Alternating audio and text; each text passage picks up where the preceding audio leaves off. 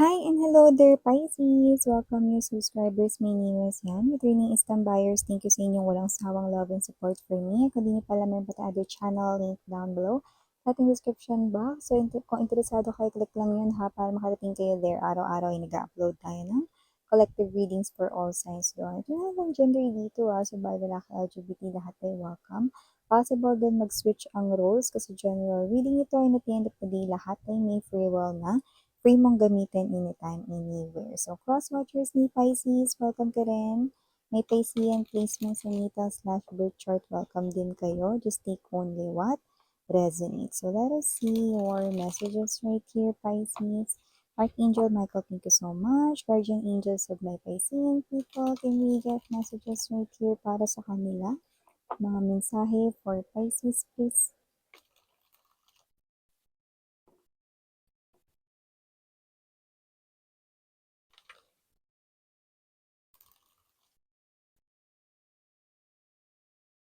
Okay, thank you so much. So, alamin na natin dito, Pisces, ang mga mensahe para sa iyo. So, we have here Six of Swords. We also have here this Five of Coins. Nandito rin Death Energy. We also have here Judgment. The Empress. You have three major arcanas, four major arcanas right in here. Nine of Wands. Excuse me, para sa ating bottom of the deck. Together with the Two of Coins and the Three of Cups. Pisces, mukhang meron ka dito, no, na ginagawa na rito, no, ng paraan na matupad na this year.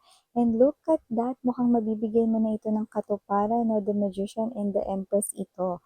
High chance na kung ano man ito na ginagawan mo rito ng paraan upang tulungan ng self mo, tulungan sa universe na matupad ito ay may kinalaman sa iyo ritong pag-angat ng pamumuhay, no? May kinalaman ito sa iyo ritong kaperahan, sa iyo rito, no, na pag-angat rito ng money, maaring sa negosyo ito or sa iyong trabaho or career. Nakita ko rito na mas ginagalingan mo at nang dahil dyan, ang iyo ritong effort ay may ha-harvest din ka na. Ibig sabihin, may aanihin ka na. Pisces, so wow, no? So yeah, Miss yan, kailan kaya yan? No? This year, no? Yung iba nakita ko dito na within 5 months, 5 to 6 months, no? Yan ay iyon na ritong maaani. May kinalaman daw po yan sa yung career or trabaho, occupation, okay? Or negosyo, or you could have both, you know? Sa larangan yan ng kaperahan, you know? So, nakita ko rin dito na merong times na parang wala rin kayo atang pera nun or parang konti lang yung pera nyo pero may tinulungan pa kayo regarding money. So, isa yun sa dahilan kung ba't kayo nakakuha ng ganitong good karma ngayon. Ayun o. See, yun yung time na hindi kayo dito nag-isip na, ay, one day may balik to sa akin na maganda. Walang ganun eh. Ginawa niyo lang yung tulong na yun, then wala, ito na yun, di ba? Ang ganda kasi nakita ko dito, no, dito sa parte na ito, may financial freedom ka, Pisces, no? Bibili mo dito yung mga bagay na gusto mo nang hindi mo na kailangan ditong tingnan ang iyong budget, ganun klase, no? Okay, more than enough ang magkakaroon ka. Nakita rin ako ng energy rito. Meron ba rito, no, na mga Piscean people na gustong magbago yung ex nila at gusto nilang bigyan ng chance na makabalik, no? Kung meron ganun dito, no, well, nakikita ko na meron ditong ex na babalik, no, kung sino man yun. At same face, oo, no, pero yung ugali, no, ibang-iba na, no. Mas version 3.0 na, mas pinaganda, no, mas swak na rito, no, sa pangangailangan mo, no, or dito sa gusto mo rito pagdating sa partner. Tari, parang na-car wash lang yung peg ng person. Car wash? Okay, so nakita natin dito na kung sino man tong energy na ito, na bagong energy ang tataglayin niya. Hindi na siya yung dating pwedeng tamad, loko-loko mong ex, na hindi na gano'n. No? So muli ninyong pagbabalikan, ang taong ito no, ay nagbago na talaga.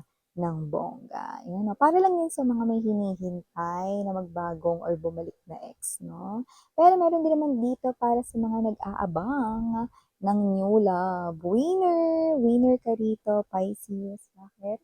Kasi nakikita natin dito kung sino man tong new love na ito, mukhang marami na itong na-achieve sa buhay. May possibility rin no, na maaaring merong mga differences sa inyo na obvious. Pwede po yan sa height difference, pwede rin skin color, no?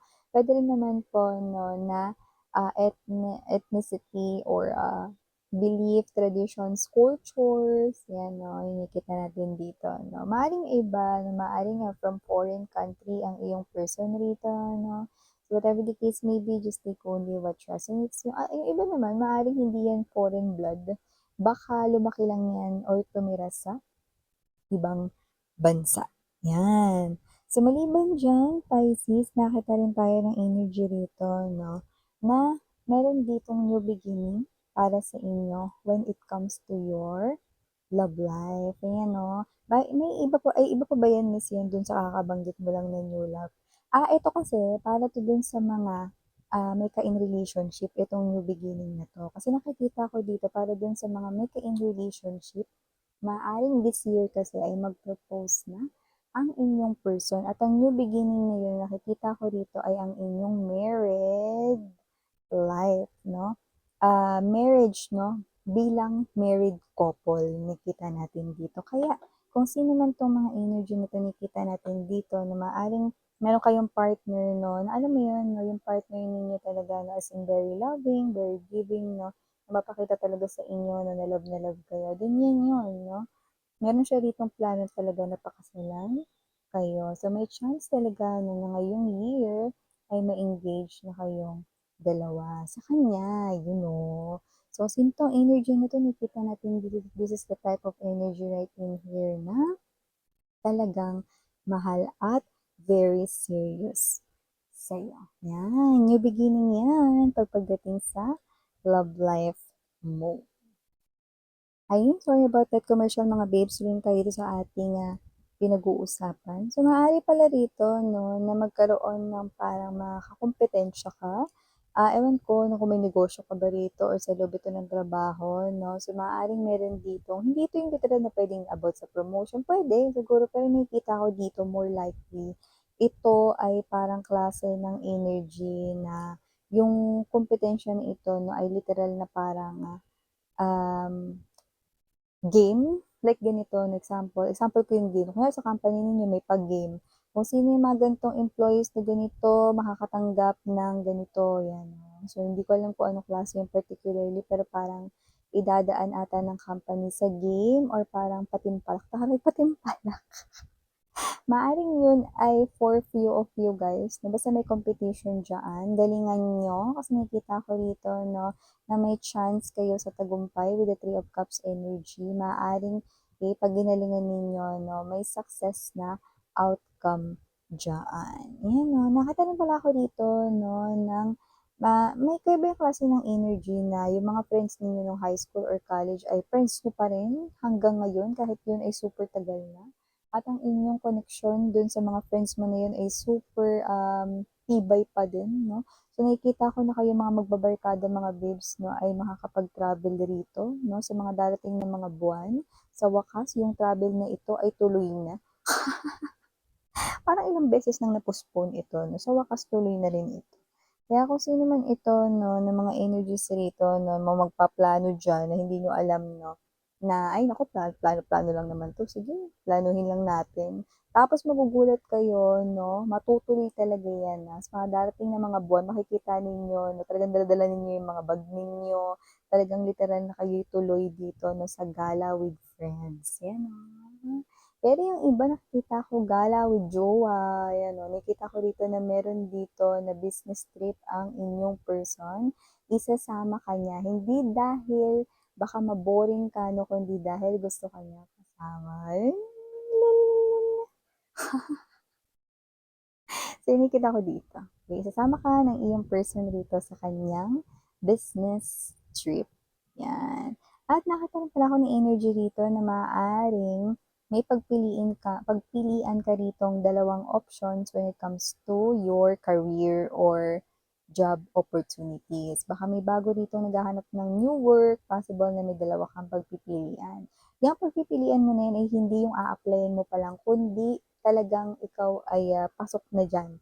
Mamimili ka na lang kung saan ka talaga dyan papasok na company, ano. Para hindi ka maguluhan, isipin mo, yan ba talaga yung gusto mong gawin? Pasok ba sa'yo ang benefits? Okay ba sa'yo ang kontrata?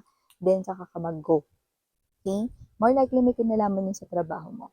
Kung hindi ka naman naghahanap ng bagong trabaho, na itong dalawang pagpipilian na to ay may kinalaman naman sa opportunity sa kaperahan. Pwedeng ito ay kunwari ganito, no, gusto mong magbago ng supplier kasi ganito ganyan, no, kung may negosyo ka, no, maaaring meron kang options dito, yan. Okay? So, mga ganong klase ng energy. So, pag-isipan mo mabuti, no, hindi naman kailangan magmadali. Actually, hindi naman kita nakikita na-pressure dito, no? Kasi hindi ka naman ganun Pisces. Actually, ikaw nga yung klase ng energy dito na yung pagiging tahimik mo, yan din yung nakikita kong lakas mo, no, or weapon mo dahil mas nakakapag-isip ka ng tama, no, at straight, okay? Na nakikita ko ito na ginagamit mo at nilalaan mo yung oras na yan, no, upang makinabang dito, walang iba kundi ang sarili mo. So yeah, these are all the messages para sa'yo, Pisces. Maraming salamat sa oras mo. Again, and Rihanna on me for the girls in Yana Duna for the boys. Sarang love and light. Annyeong!